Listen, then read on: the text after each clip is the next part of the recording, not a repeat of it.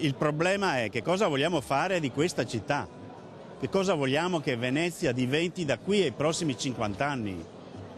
Vogliamo che continui ad avere un porto commerciale, vogliamo che continui ad avere un porto crocieristico o vogliamo dire basta, queste cose non sono più compatibili con questa città. La domanda posta dal prefetto di Venezia, Vittorio Zappalorto, è chiara e per una volta il problema non è l'assenza di risposte della politica, ma l'eccesso di risposte della politica. Nell'accelerazione sul dibattito grandi navi a Venezia, provocato dal disastro sfiorato domenica sul canale della Giudecca, si sono formati 3 partiti l'un contro l'altro armati. Regione e Comune sono per l'ampliamento del canale Vittorio Emanuele e l'approdo a Marghera, il Ministero Infrastruttura e Trasporti è per la deviazione della crocieristica a Chioggia. 2 fazioni alle quali se ne contrappone una terza che vorrebbe tenere l'arrivo delle grandi navi fuori dalla laguna, a Lido o a Malamocco. La tensione è altissima. Alla festa dei Carabinieri di Venezia, Luigi Brugnaro e il sindaco di Chioggia Alessandro Ferro siedono a pochi metri di distanza con 2 stati d'animo diametralmente opposti.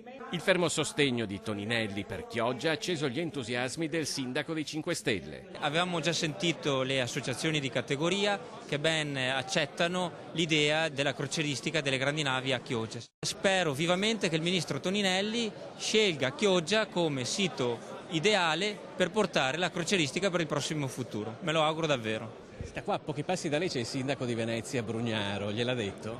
Adesso gliene parlo e glielo dico volentieri. Ma deviare le grandi navi a Chioggia non suscita in Brugnaro lo stesso entusiasmo di Ferro. Il sindaco di Venezia parla di avvoltoi e ricorda i posti di lavoro che si perderebbero nella sua città. Comunque va bene, lo dirà a tutti quelli che lavorano, 5.000 famiglie eccetera, insomma. Questo è il sindaco di Chioggia, va bene così. 5.000 famiglie spostate a Chioggia sarebbero e comunque rimarrebbe anche a Venezia una crocieristica. Per chi come la prefettura di Venezia è chiamata ad un ruolo di mediazione tra le parti, non sono questi i termini per arrivare ad impostare un dialogo che è inevitabile. Non bisogna fare una questione di Chioggia o di Venezia, bisogna tenere presente che gli interessi sono molto più ampi, sia di quello che è il Comune di Venezia sia di quello che è il Comune di Chioggia. Non possiamo ridurre tutto a una questione di campanile.